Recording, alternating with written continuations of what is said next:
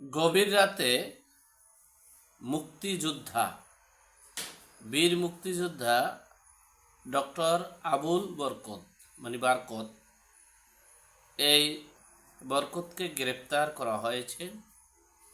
বিভিন্ন জায়গায় মুক্তিযোদ্ধাদের উপরে গ্রেপ্তারি, মব কিলিং, চাঁদাবাজি, নৈরাজ্য চলছে। এরপরে প্রকাশ্যে এই হত্যাকাণ্ড যে ঘটানো হচ্ছে, কি নির্মমভাবে হত্যাকাণ্ড ঘটছে, পৃথিবীর ইতিহাস বিরল। এটা এজিদির আমলটাও শেষ, এমন ঘৃণিত জঘন্যতম অবস্থা হচ্ছে বাংলাদেশের। আর সেই মব কিলিং, প্রকাশ্যে মবের মাধ্যমে কিলিং করছে ডক্টর মোহাম্মদ ইউনূসের উপদেষ্টারা।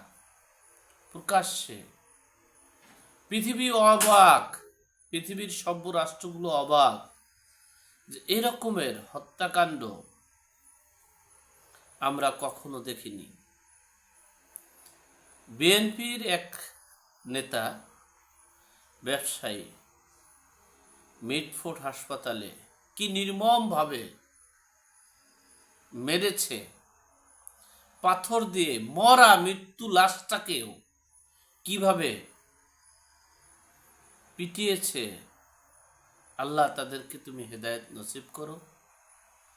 আল্লাহ এই বাংলাদেশটা যে এত গজবের নাজিল করেছে, জানি না এই গজব কখন শেষ হবে।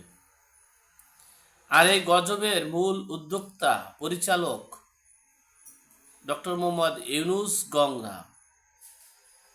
11 মাস হয়ে গেছে, তারপরেও যদি মব কিলিং হয়, মব জাস্টিস হয়, চাঁদাবাজি হয়, প্রকাশ্যে এভাবে পৃথিবীর ইহুদি নাসার বেদিনরাও মর্মাহত হয়ে গেছে। গতকালকের রাতের যে ব্যবসায়ীকে যেভাবে পাথর দিয়ে যেভাবে মেরেছে, মারার পরও কি নির্মম, নিষ্ঠুর, নির্দয়া ভাবে মেরেছে। যাই হোক, মূল বিষয়টা হচ্ছে, আপনারা দেখেছেন ইতিপূর্বে মুক্তিযোদ্ধাদের গলায় জুতার মালা, মুক্তিযোদ্ধাদের বাড়িঘর ছাড়া করা, মুক্তিযোদ্ধাদেরকে চাঁদা দিতে হবে দেশে বসবাস করতে হলে।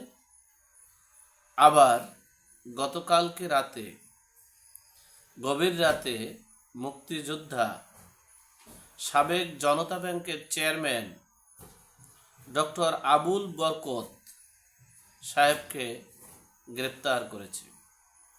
বলা হয়েছে তার বিরুদ্ধে নাকি দুর্নীতি দমন কমিশনের মামলা আছে। বিষয়টা হচ্ছে, বুঝলাম দুর্নীতি দমন কমিশনে মামলা হয়েছে, 11 মাস পরে কেন মামলা? মামলার অপরাধ কি তাহলে? তিনি মৌলবাদের অর্থ নিয়ে গবেষণা করেছিলেন, তিনি সেই বিষয়ে একটা বই প্রকাশ করেছিলেন। বাংলাদেশ থেকে কেন হিন্দুরা চলে যায় বা ছাড়তে বাধ্য হয়, সে বিষয়ে তিনি গবেষণা করেছিলেন।